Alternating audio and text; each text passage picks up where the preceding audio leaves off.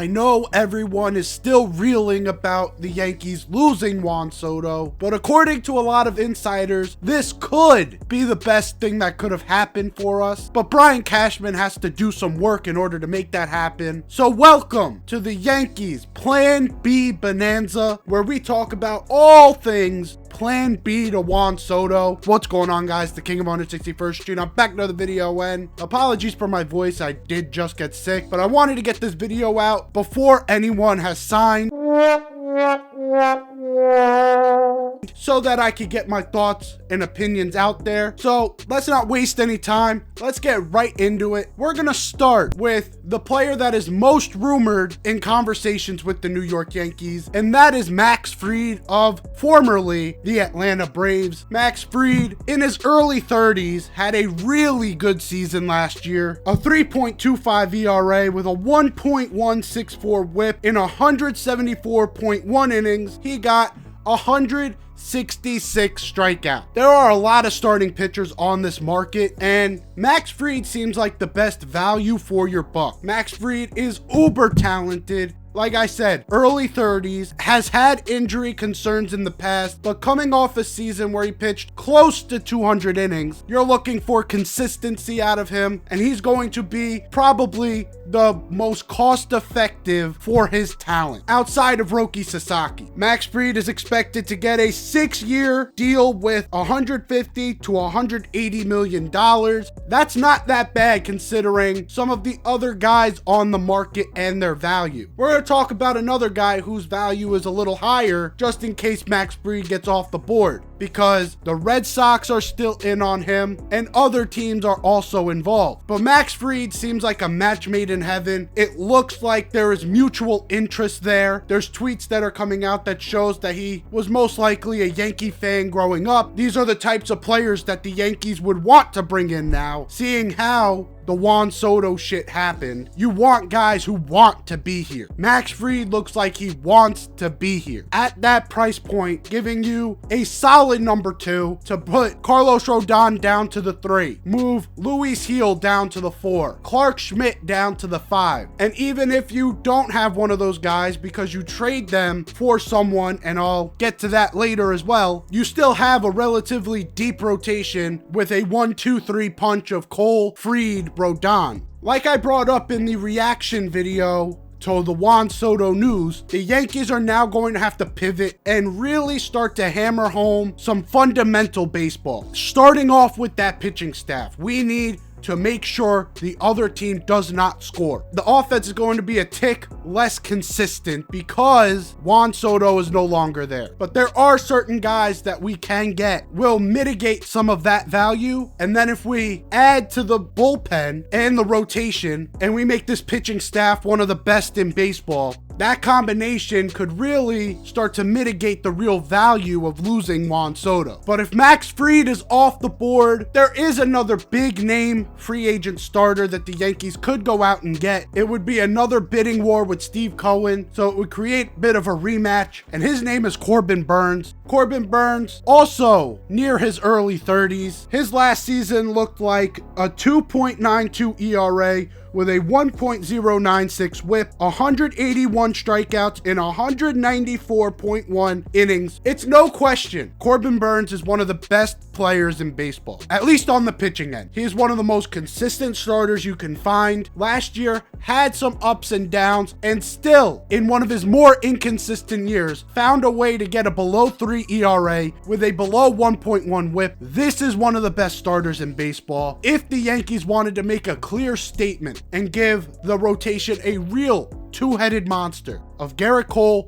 and Corbin Burnes, that would solidify the rotation as a whole. That would create leverage for you to trade some of those other extra starters. It would give you leverage to not have to work on the bullpen as aggressively. The real problem with getting a guy like Corbin Burnes like I brought up earlier, the Steve Cohen aspect of this makes it a little bit difficult because you know Steve Cohen's not going to stop raising that price till he gets his guy. And if he doesn't get his guy, he just made you overpay by a fuck ton. And Corbin Burns' value seems to be north of 50 million more than Max Fried, as he's looking to get a $200 million to $250 million deal. Could be the max, 100 million more than what Max Fried could get. If you wanted to spread this wealth far and wide to get this offense to be more consistent without Juan Soto, I don't know if Corbin Burns is going to be the right guy, but if their game plan is we're going to outpitch you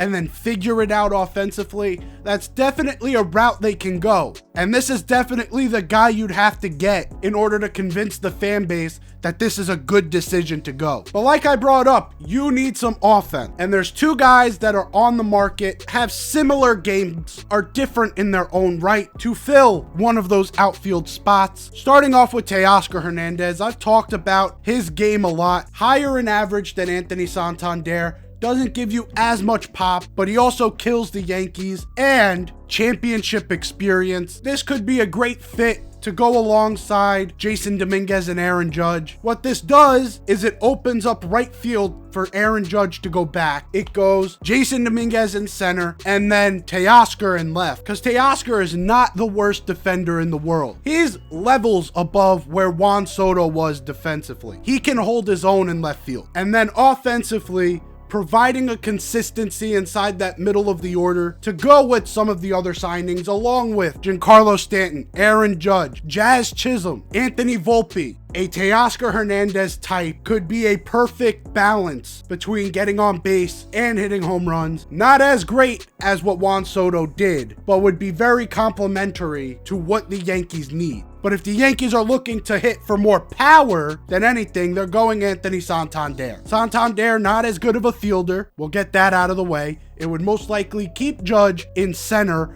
with Jason Dominguez going to left and Santander having to play right field. Santander is a power bat from both sides of the plate. Last year having more home runs than Juan Soto, having around 230 batting average, not as great of an on-base percentage, more home run or bust. He is also a guy who, in Yankee Stadium with the short porch, he could be a candidate for 50. I'm not saying he will hit 50. He could be one of those guys that turns into what we wanted Joey Gallo to turn into. You remember when everyone was justifying Joey Gallo's like 220 batting average because, oh, if he gives us 45 home runs, it's all going to be better, right? It's all going to be for a good cause. Anthony Santander could definitely be that guy. And I don't think any Yankee fan going to the games would care that he's probably going to strike out 200 to 250 times if he hits 45 to 50 home runs in the middle of his prime at age 30. This is the type of guy that also can improve in contact areas as well. Anthony Santander is also a guy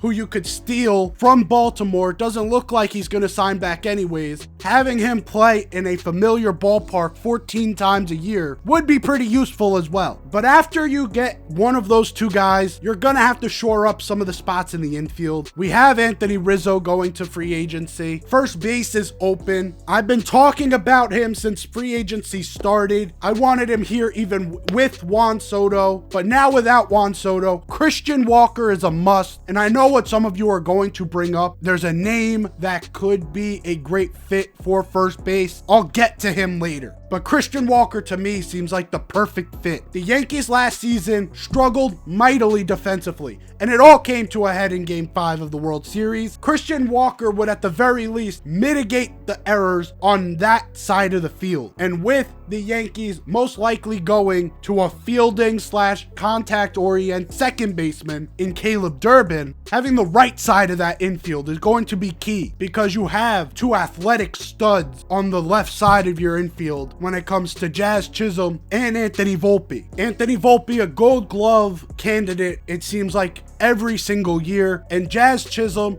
who's an athletic freak. These guys are going to make defensive plays. It's up to the first baseman to really hone in some of those throws that could be errant. And Christian Walker is the best defensive first baseman on the market, but also supplies a ton of power to go along with it. I get he's a right-handed bat, and Yankee Stadium is not fully meant for righties to be playing. You're supposed to get a fuck ton of lefties to help you get to the short porch. But when there's a guy who can help you fix multiple areas on the field, you go after him. And that's what Christian Walker does to this team. That to me is my Yankees must-haves group of this bonanza. The next group I have is the wishful thinking group, and I'll start that off with Tanner Scott. Tanner Scott is one of those guys that would make this bullpen elite. Being a lefty arm, having a less than 2 ERA every single season,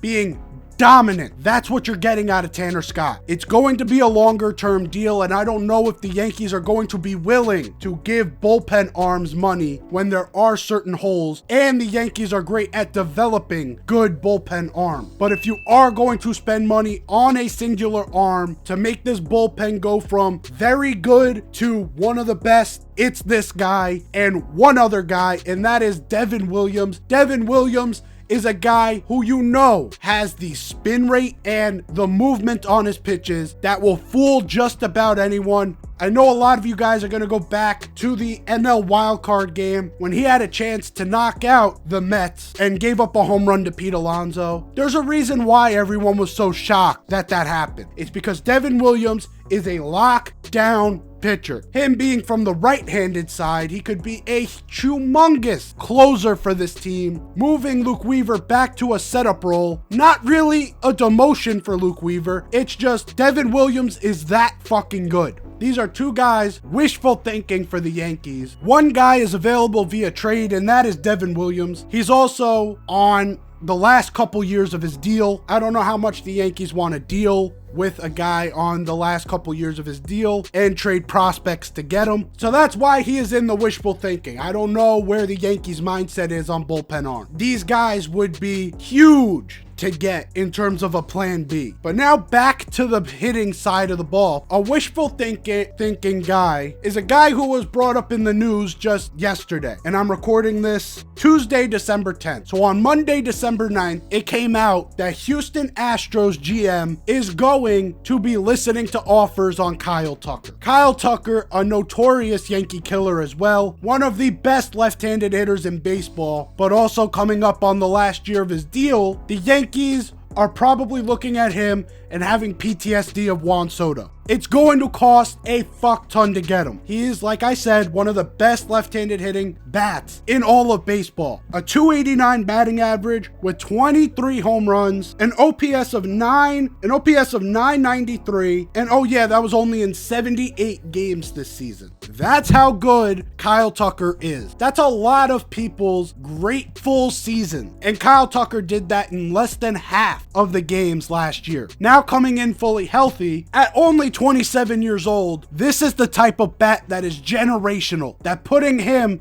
in front of Aaron Judge could make this team back to what it was last season. But like I said, there is most likely a fuck ton of PTSD in that Yankees front office, because him being on the last year of his deal, he spent most of his years in Houston, a team that despised the Yankees. We don't know what his feelings are towards New York. If he only comes here and plays one season, that is not worth the value he is worth. And the trades I have seen for a guy like Kyle Tucker is Luis Heel, Spencer Jones, plus extra prospect. You're trading the AL Rookie of the Year, the Yankees' number 2 guy in their system, along with other guys that are ranked. You are tearing up this Yankees future for one guaranteed season. And it made sense when it was Juan Soto, because we still had extra guys to deal with. Most of the guys that went to the Padres did not work out. Guys like Randy Vasquez. Yes, they did get one stud in Michael King, but he's also on the last year of his deal now. There are certain things about the Juan Soto deal that make it so much different than what this deal would be. This deal would hinder the Yankees' future for years to come, and I don't know if it came with a guarantee that he'd sign. If Hal was to talk with Kyle Tucker's agent and say, are you willing to talk extension when he comes in. We can't deal with, oh, he's going to hit the open market again. Because unlike the past, when the open market used to be the Yankees get whoever they want and then everyone else gets the scraps, this is a new era. The Yankees have to play this smarter. So Kyle Tucker may not be a guy that the Yankees are going after, but if he were in pinstripes, the Yankees would have similar potential to what they had last season, and possibly even more potential, knowing that they are going to probably spend more and more this offseason. Now, there are two guys in my last tier, which is the do not get group. And this is where we're going to see some of the guys that you guys are probably bringing up in the comment section. One of those names is Cody Bellinger. I know that's a popular name in Yankee land to say,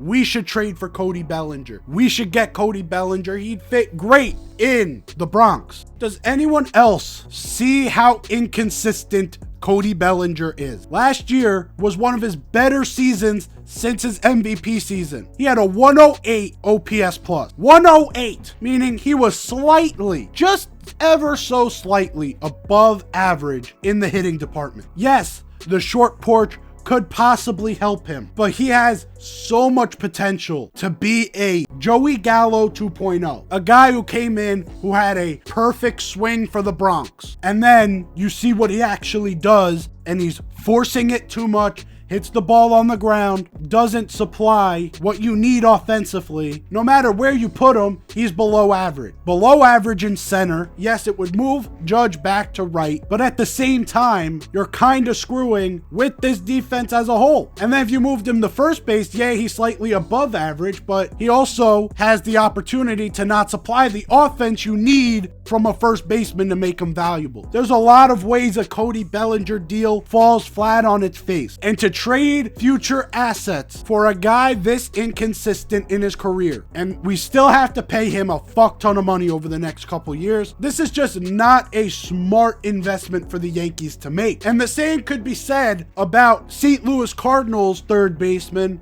Nolan Arenado. Nolan Arenado would shore up the defense for sure. His defense has tapered off. Best third baseman of all time, on par with Brooks Robinson, to now Gold Glove third baseman. That's still a really good third baseman. You would be able to move Jazz to second base. That defense would be sick. Caleb Durbin would be able to develop more on the bench or go back to AAA and continue to progress, maybe add a little bit of pop to that bat, make him more valuable. The problem for me is you are going to have to give up good assets because the Cardinals already said they are not giving up Nolan Arenado without adding Ryan Helsley. Now, Ryan Helsley is one of the best relievers you can get on the market, but they're also asking for 4 or 5 prospects to get that package. So yes, you are getting a great reliever and you are getting a good defender, but offensively, Nolan Arenado has looked lost the past couple years. The Yankees cannot afford to look at a guy like Nolan Arenado the way they did with Josh Donaldson